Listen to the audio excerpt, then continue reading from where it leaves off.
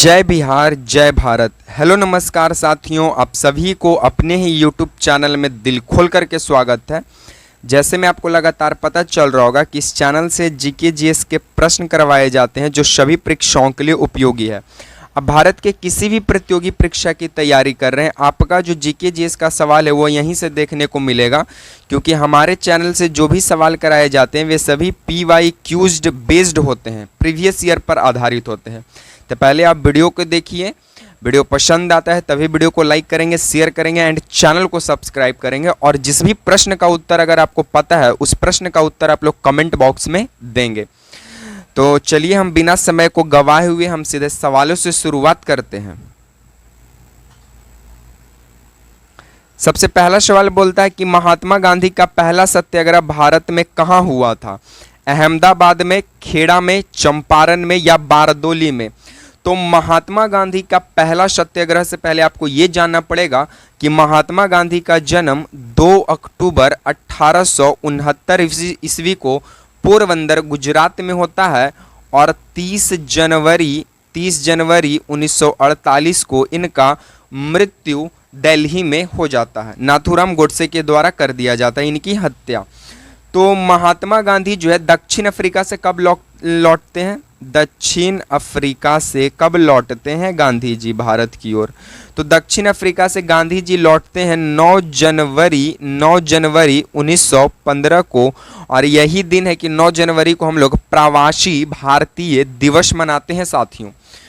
अब हम सीधे टॉपिक पे आ जाते हैं और हमारा सवाल बोलता है कि महात्मा गांधी का पहला सत्याग्रह भारत में कौन सा था? तो महात्मा गांधी का पहला सत्याग्रह तो दक्षिण अफ्रीका में था, लेकिन टर्म यूज किया है भारत का। तो महात्मा गांधी का भारत में पहला सत्याग्रह चंपारण सत्याग्रह था। कौन सा था? चंपारण सत्याग्रह। जो कब होता है? तो चंपारण सत्याग्रह जाकर आपका 1917 में होता है। ठीक है, चंपारण सत्याग्रह 1917 में। खेड़ा उसके बाद होता है, खेड़ा 1918 में होता है, और अहमदाबाद मिल मजदूर 1918 में होता है। तो पहले चंपारण होता है, उसके बाद खेड़ा होता है, उसके बाद अहमदाबाद होता है। खेड़ा में क्या था? तो खेड़ा में जो है वो फसल नष्ट हो गया था प्राकृतिक आपदा की वजह से, उसके बावजूद भी ब्रिटिश जो है अधिक मात्रा में टैक्स ले रहे थे। अहमदाबाद मिल मजदूर केस क्या था? तो यहाँ पे प्लेग बीमारी फैलने की वजह से कुछ मजदूर काम कर रहे थे, उनकी बोनस बढ़ा दी गई थी और जो बाद में उनको घटा दिया गया था, तो वो ये मामला था। बाकी बारदोली सत्याग्रह की बात करें तो ये 1928 में होता है, और इसका नेतृत्व जो है वो सरदार वल्लभ भाई पटेल के द्वारा किया जाता है, SVP। ठीक है, चलिए हम लोग अब नेक्स्ट सवालों के हम लोग आगे बढ़ेंगे। तब तक आप इतना डाटा को आप नोटबुक में नोट कर लेंगे साथियों। चलिए डिस्कशन हमारा यही है कि 1917 में बिहार के चंपारण में गांधी जी ने नील की खेती से जुड़े किसानों के लिए पहला सत्याग्रह किया, जो कि सफल रहा। जो कि क्या रहा? सफल रहा। चलिए नेक्स्ट हमारा सवाल बोलता है कि बिहार का धान का कटोरा किसे कहा जाता है? रोहतास को, कैमूर को, समस्तीपुर को या गया को? तो आपको बता दें कि गया जो है ये आपको अभ्रक के लिए जाना जाता है, अभ्रक और लिथियम के लिए, लिथियम के लिए। और गौतम बुद्ध को ज्ञान की प्राप्ति इसी गया के 10 किलोमीटर आगे बोध गया में हुआ था, ये भी आपको मालूम होगा। समस्तीपुर में आलू जो है ये प्रसिद्ध माना जाता है, समस्तीपुर का आलू और पेड़ा। समस्तीपुर का पेड़ा जो वो विश्व प्रसिद्ध है। बाकी अगर कैमूर की पठार की बात करें, कैमूर की पठार, ये BPSC में पूछा गया सवाल है कि कैमूर का पठार किस लिए प्रसिद्ध है? तो ये विंध्य श्रेणी का हिस्सा है बिहार में, और कैमूर का जो पठार है वो चूना पत्थर के लिए प्रसिद्ध है, चूना पत्थर के लिए प्रसिद्ध है। बाकी रोहतास जिला की बात करें साथियों तो ये वही रोहतास जिला है जहां ये आपका ये वही रोहतास जिला है जिसे धान का कटोरा कहा जाता है, और पाइराइट का उत्पादन सबसे अधिक करता है। सीमेंट का भी उत्पादन यहीं पे सबसे ज्यादा डालमिया नगर में होता है।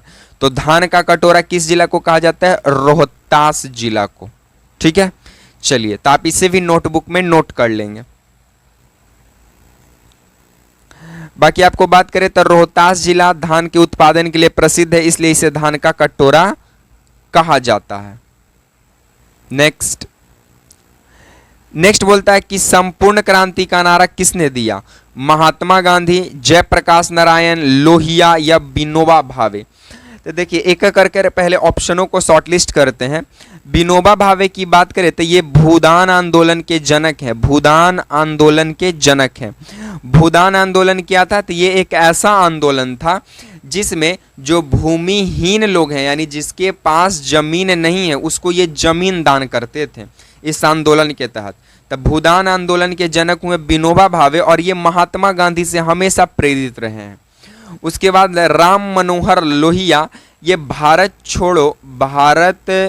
छोड़ो आंदोलन में रहते हैं। भारत छोड़ो आंदोलन जो 1942 में होता है, ये उसमें अपना भूमिका निभाते हैं।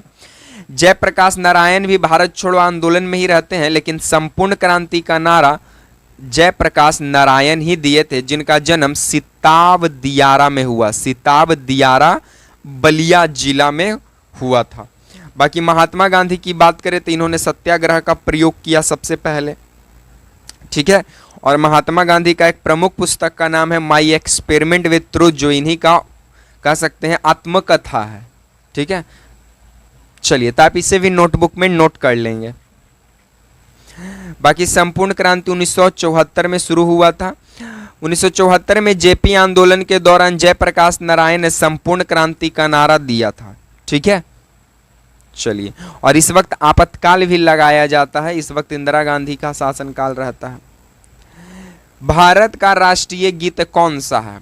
तो देखिए आपको पहले बता दें कि भारत का जो राष्ट्रीय गीत है ये कांग्रेस के 1896 में कलकत्ता अधिवेशन होता है। कलकत्ता अधिवेशन, कांग्रेस का कलकत्ता अधिवेशन होता है 1896 में, जिसका अध्यक्ष जो बोल सकते हैं प्रेसिडेंट जो है वो बनते हैं आपके रहीमतुल्ला सियानी। कौन बनते हैं? रहीमतुल्ला सियानी।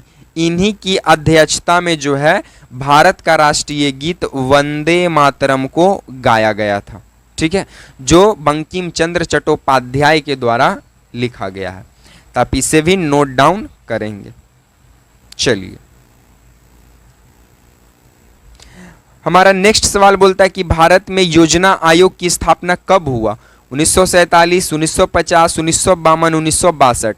तो भारत में योजना आयोग की स्थापना 1950 में किया जाता है, और योजना आयोग के अंतर्गत ही पंचवर्षीय योजना चलता है।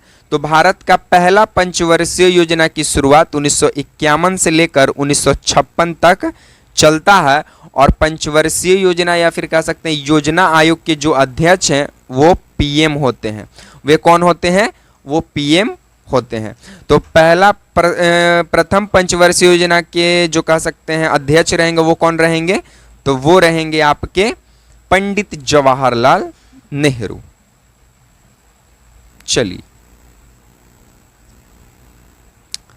नेक्स्ट बोलता है कि किस विटामिन की कमी से रक्त का थक्का, ये कौन सी विटामिन जो है रक्त का थक्का जमाने में सहायता करता है?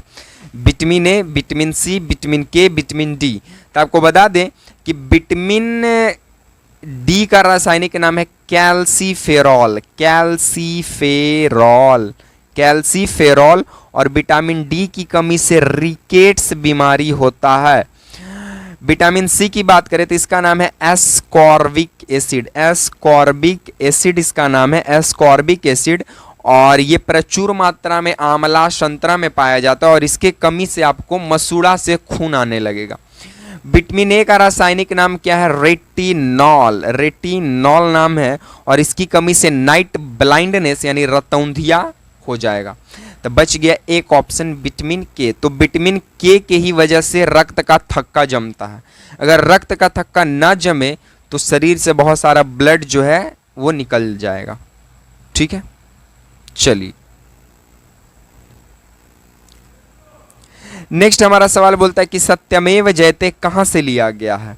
तो सत्यमेव जयते का मतलब होता है हमेशा सत्य का ही क्या होगा, विजय होगा। हमेशा सत्य का ही क्या होगा, विजय होगा। आइए मुंडकोपनिषद से लिया गया है।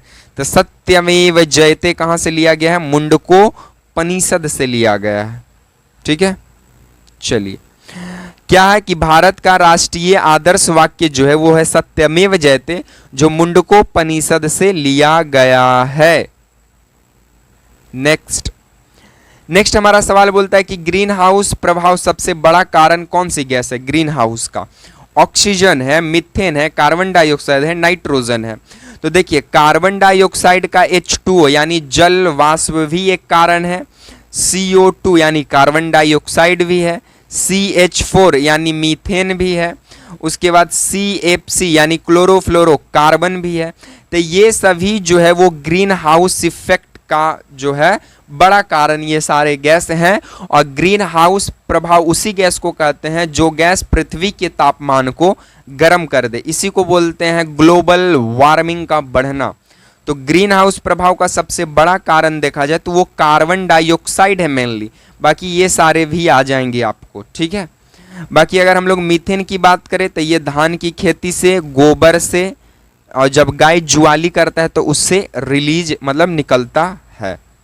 ठीक है, चलिए आपको यहीं पे लिखा रहेगा कि कार्बन डाइऑक्साइड जो है वो सबसे बड़ी ग्रीन हाउस है जो ग्लोबल वार्मिंग के लिए क्या है, जिम्मेदार है। इसके लिए क्योटो सम्मेलन भी किया गया था। ठीक है, क्योटो सम्मेलन। नेक्स्ट बोलता है कि एशिया का सबसे बड़े मीठे पानी का ऑक्सबो झील बिहार में कौन सी है। देखिए यहाँ पे गलती, एक टर्म यहाँ पे यूज करना चाहिए था, ये गोखुर झील। कैसा झील, गोखुर झील। तब आपका हो जाएगा राइट आंसर कांवर झील। कांवर झील, कांवर झील जो है ये एशिया का सबसे बड़े मीठे पानी का झील है जो कि बिहार के किस जिला में, तब बेगूसराय जिला, बेगूसराय जिला में स्थित है। आप इसको ऐसे याद कर सकते हैं, कांवर को आप बैग में लेकर जाइएगा, जब बोल बम जाइएगा तो कांवर को आप किस में रखिएगा, बैग में, तो कांवर झील बेगूसराय हो जाएगा। बाकी कुशेश्वर स्थान की बात करें तो ये दरभंगा जिला में पड़ता है, दरभंगा। और दरभंगा हमेशा मखाना के उत्पादन में आगे रहा है। ठीक है, चलिए नेक्स्ट, और ये रामसर स्थल में भी शामिल है, बिहार का एकमात्र जगह जो रामसर स्थल में शामिल है। लास्ट हमारा सवाल 10वां नंबर बोलता है कि भारत छोड़ो आंदोलन कब शुरू हुआ।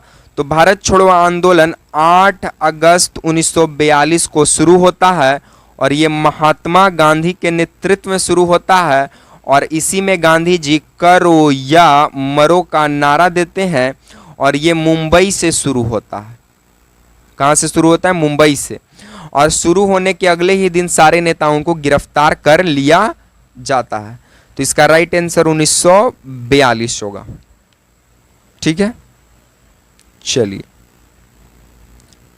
तो साथियों आज को हम सीरीज को यहीं पे विराम देंगे। बाकी आपको ये वीडियो कैसा लगा कमेंट में जरूर बताएंगे। वीडियो पसंद आया है तो वीडियो को लाइक करें, वीडियो को शेयर करें एंड चैनल को सब्सक्राइब करना मत भूलिएगा। इसी तरह के सीरीज के साथ आपसे मिलेंगे नेक्स्ट वीडियो में। तब तक के लिए आप तमाम साथियों को जय हिंद, वंदे मातरम।